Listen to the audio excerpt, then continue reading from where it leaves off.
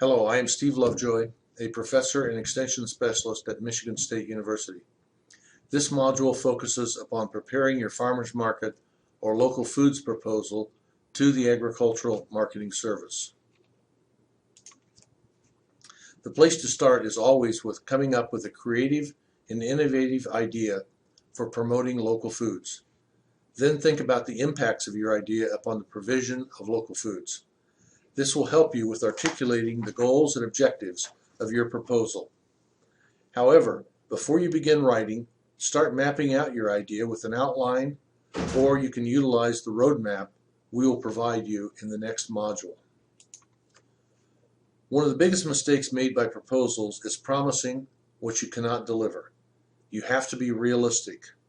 While it may seem that promising greater impacts would make your proposal more fundable, review panels can usually see if there is a mismatch between the resources available and the proposed impacts.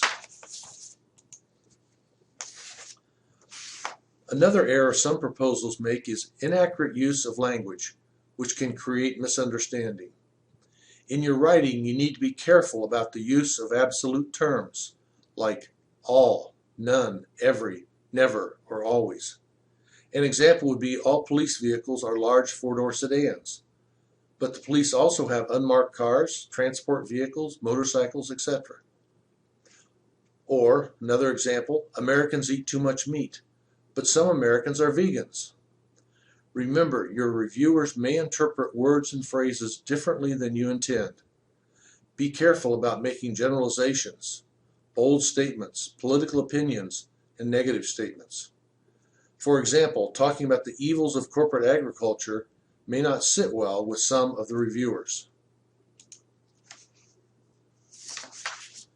Another area, using more specific language will also convey greater accuracy and specification. For example, specifying high school algebra instructors is much more specific and identifiable than math instructors. Specifying exact time frames or specific categories of farmers illustrates your knowledge of your subject matter. In addition, this level of specification makes evaluating the impacts of your project much easier by narrowing the focus of your evaluation. Another area of language issues is redundancy. Being concise is always preferable. The use of redundant words may lead to misunderstandings and/or bloated proposals. This slide shows some examples of redundancy and how to simplify the sentences. Aren't all improvements better by definition? In the second example, the use of the word both is unnecessary. Now we move on to establishing your staffing plan. Description of roles is your opportunity to justify the importance of all individuals and groups associated with the project, including how each is essential to the project's success. Point out the unique qualifications of each member of your team. Describe who will be responsible for the budget, for hiring, for firing, for reporting. Remember that a job assigned to everyone often is not accomplished. In estimating costs, think of personnel. Show the actual salary, the percent on this project, the percent bought out, percent of time bought out by this project, and then the total charges to the project, including fringe benefits. If you're purchasing equipment, specify the needed equipment by type, brand, model, and price. If possible, you should look into alternatives to purchasing, for instance, leasing. Travel, specify the mileage from point A to point B and estimate the number of trips and multiply by the IRS rules for travel, which is 57 cents a mile. For longer trips, get actual quotes for airfare and lodging. Supplies, be specific. For instance, 500 recipe books to provide to participants at a farmer's market. You should get accurate costs for notebooks, paper clips, etc. The absolute largest problem with grant proposals is not following grant guidelines. Read the RFA or RFP. While it may seem that everyone knows what something means, it is often the case that you are wrong. What is the Midwest United States? Some would say Indiana, Illinois, Iowa, while others would say Nebraska, the Dakotas, and Kansas. While bullet points can be a useful tool, remember that the narrative is the storyline that you are trying to sell.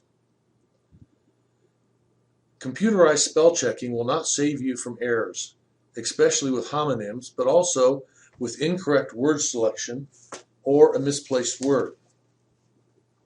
A recent headline in a local Michigan paper said that the township digesters convert scraps into energy.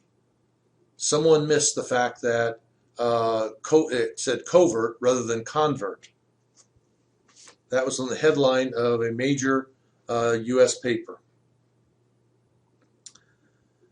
The most important section of any proposal is the early narrative.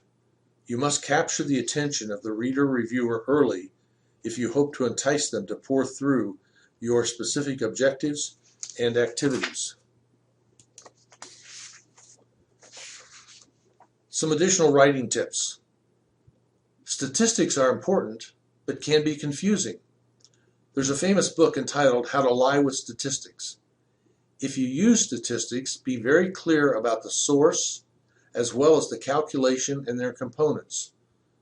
For instance, while the mean and median are close in value for a normal distribution, they can be very different for a skewed distribution. Return on investment. What is the ROI? The ROI is measured by the variables most important to your investor. Clearly show the measurable return to the grantor's investment in you. That may be in dollars, but it may also be in jobs, political capital, etc. Staff. If you are hiring additional staff on the grant, clearly show their role and how that complements existing staff. Partners. Partners are important, but passive partners without a clear role are supporters, not partners. If you have partners, state their roles and their contributions in time, dollars, equipment, etc. For proposals, be innovative. Show how your ideas build upon past projects, practices, etc. But expand the goal of more local foods. What is your new idea, your new technique, your new audience? Be passionate. While you need to show passion, make it reasoned passion. Remember, you are asking for others to invest in your ideas. They expect a return on their investment. That return can be measured in terms of dollars, jobs, political capital, etc. Be realistic. Do not promise more than you can deliver. Large goals require large budgets. Small budgets with grandiose objectives are often perceived as unrealistic. Be specific. Be as clear as possible. Recall the table of general to very specific. Lastly, here are some references on writing clear, concise proposals that may be useful as you develop your ideas into a fundable project. Thank you for your attention. Here is the URL for the Amsta website that has considerable information about the local foods promotion program and the farmers market promotion program. Also, here is my email address if you need to contact me with further questions.